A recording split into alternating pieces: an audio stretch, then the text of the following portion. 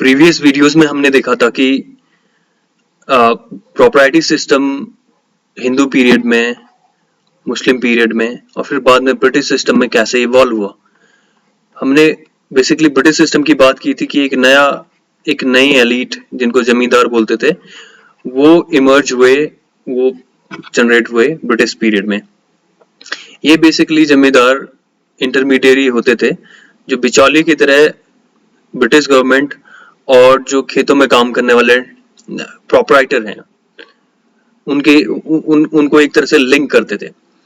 बाद में हम लोगों ने देखा कि ये जमींदार, बिकॉज ये मिडिल मैन थे, तो इनको ब्रिटिश गवर्नमेंट को ईयरली रेंट पे करना होता था और ये जमींदार जो लैंड ओनर्स हैं उनसे टैक्स लेते थे। ये इस तरह का सिस्टम हम लोगों ने देखा था। So but over the period of time जो रिलेशनशिप है जमींदार और लैंड ओनर के बीच, यानी लैंड प्रोप्राइटर के बीच, वो धीरे धीरे बेकार होने लगे, डिटीरियरेट होने लगे। तो इसको देखते हुए ब्रिटिश गवर्नमेंट ने, प्रेजेंट जो उस टाइम पे थी, एक्ट स्टैब्लिश किए, different type of act, land act establish किए। और ये एक्ट क्यों स्टैब्लिश किए? बिकॉज कि जमींदार और जो लैंड ओनर के बीच जो रिलेशनशिप जो बेकार हो चुके थे उनको दोबारा से जनरेट और उनको दोबारा से सही करने के लिए, और उसके साथ साथ जो लैंड ओनर हैं उनको एक तरह से ज्यादा फ्रीडम देने के लिए और उनको ज्यादा राइट्स देने के लिए आगे के एक्ट बनाए गए। अब ये एक्ट ब्रिटिश गवर्नमेंट ने 1859 से बनाने स्टार्ट किए। सबसे पहले जो एक्ट आया था जिसको रेंट रिकवरी एक्ट बोला, फिर उसके बाद 1873 में एक और एक्ट आया जिसको north west province rent act बोला, रेंट एक्ट। फिर उसके बाद 1901 में एक एक्ट आया जिसको आगरा टेनेंसी एक्ट बोला, आगरा टेनेंसी। उसके बाद दो और एक्ट आए 1926 में, एक तो अवध में आया और एक आगरा में आया। ये दोनों ही टेनेंसी एक्ट थे। और फाइनली 1939 में एक यूपी टेनेंसी एक्ट आया। इतने एक्ट ब्रिटिश गवर्नमेंट ने एस्टैब्लिश किए सच दैट कि जो टेनेंट हैं, जो किसी लैंड में काम कर रहे हैं, कल्टीवेशन का काम कर रहे हैं, फसल को उगाने का काम कर रहे हैं, वाई? बिकॉज उनको जमींदारों को एक certain amount of land tax देना है, उनकी जो स्थिति है, उनकी जो कंडीशन है वो इम्प्रूव हो सके। तो हम लोग आज इस वीडियो में बात करेंगे जो वेरी फर्स्ट एक्ट जो ब्रिटिश गवर्नमेंट ने एस्टैब्लिश किया था, वो था रेंट रिकवरी एक्ट 1859 का। तो ये सारे के सारे जो एक्ट हैं वो आते हैं आपके टेनेंसी लेजिस्लेशन में, बिकॉज जितने भी ये कल्टीवेटर्स थे उनको टेनेंट बोला जाता था। ये टेनेंट क्यों बोला जाता था? बिकॉज ये जमींदार को एक सर्टेन अमाउंट ऑफ टैक्स पे करते थे। तो टेनेंसी लेजिस्लेशन में इतने टाइप के लेजिस्लेशन, मतलब 1859 से 1939 तक के लेजिस्लेशन स्टैब्लिश हुए। तो हम one by one in legislation को, इन एक्ट्स को देखेंगे। तो आज सबसे पहले बात करते हैं रेंट रिकवरी की, जो 1859 में हुआ। तो बात करते हैं कि आगरा में सबसे पहला टेनेंसी एक्ट स्टैब्लिश हुआ जिसको हम लोगों ने रेंट रिकवरी एक्ट बोला। एक्चुअल में ये स्टार्टिंग में ये एक्ट बंगाल के लिए, जो फोर्ट विलियम था फोर्ट विलियम्स बंगाल के लिए ये एक्ट स्टैब्लिश किया गया।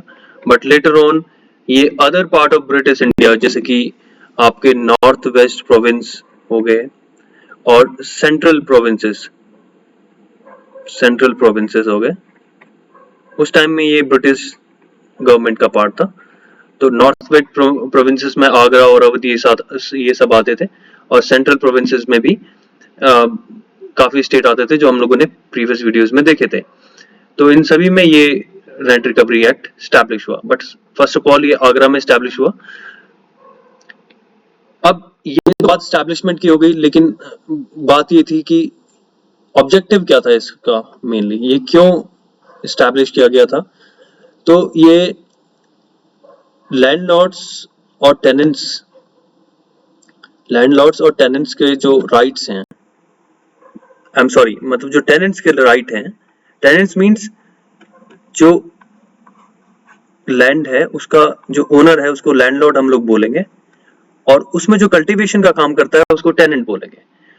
और सिंस हम लोगों ने देखा था कि लैंडलॉर्ड टेनेंट से मन मांगा रेंट जो है टैक्स लेते थे, तो टेनेंट की कंडीशन को इम्प्रूव करने के लिए ये रेंट रिकवरी एक्ट स्टैब्लिश हुआ।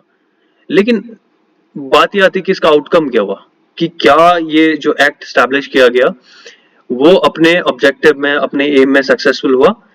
हम लोग बोल सकते हैं कि बहुत कम सक्सेसफुल हुआ इन फेवर ऑफ टेनेंट्स, ज्यादा ये फेवर में था लैंडलॉर्ड्स के फेवर में या जमींदार के फेवर्स में। अब बात करते हैं कि क्या प्रोविजंस थे इस एक्ट में। डिफरेंट प्रोविजन इस एक्ट में इंक्लूड हुए। तो वेरी फर्स्ट प्रोविजन और जो इंपॉर्टेंट प्रोविजन है कि यहाँ पर क्लासिफिकेशन हुआ टेनेंट्स का। तो इसमें 4 टाइप ऑफ टेनेंट्स इंक्लूड हुए। फर्स्ट तो जिसको बोलते हैं परमानेंट टेन्योर होल्डर, जो किसी लैंड में परमानेंटली जो कल्टीवेशन का काम करेंगे तो उनको परमानेंट टेन्योर होल्डर बोला। सेकंड, फिक्स रेट टेनेंट्स आए, जिनको एक फिक्स एनुअली फिक्स रेट उनको पे करना होता था, जो अमाउंट ऑलरेडी फिक्स हो जाता था। उसके बाद थर्ड टाइप का ऑक्यूपेंसी टेनेंट आया। ये ऑक्यूपेंसी टेनेंट क्या होते थे कि किसी लैंड को ऑक्यूपाई करते थे और उसमें कल्टीवेशन का काम करते थे।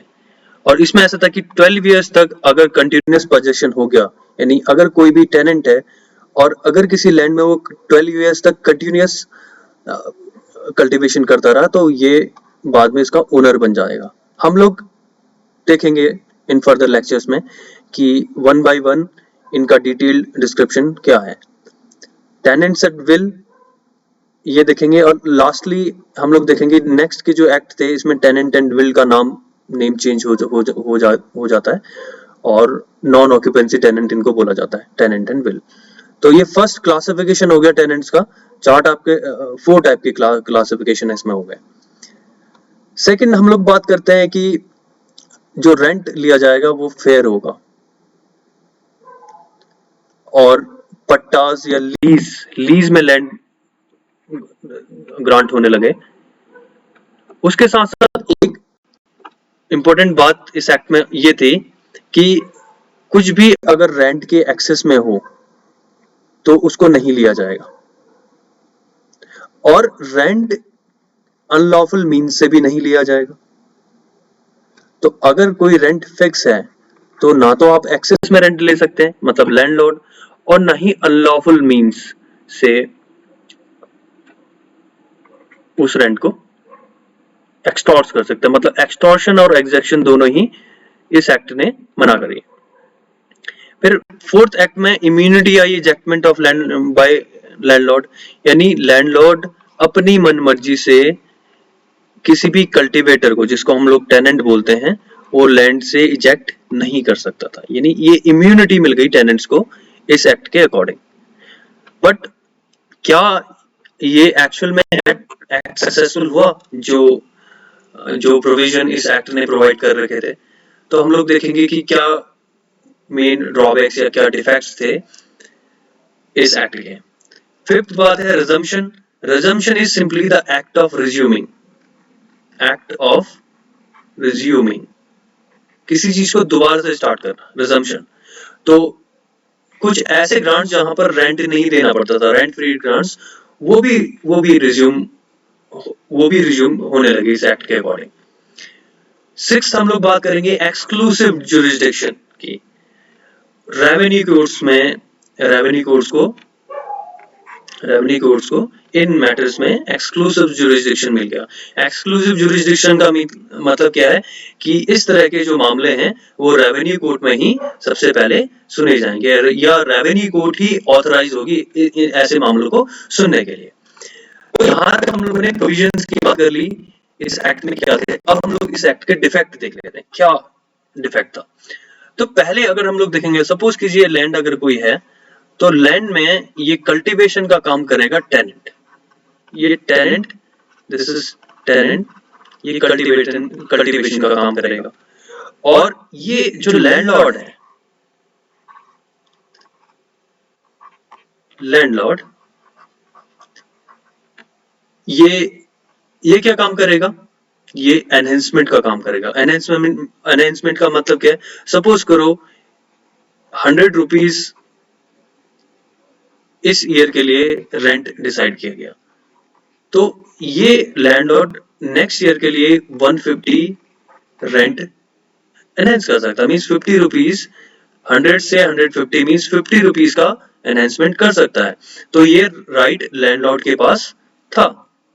तो यही मैंने लिखा है इसमें कि राइट ऑफ ऑक्यूपेंसी टेनेंट्स में रिकॉग्नाइज थी और राइट ऑफ एनहेंसमेंट वो लैंडलॉर्ड्स में रिकॉग्नाइज था, बट ये इक्वल फुटिंग में नहीं थे।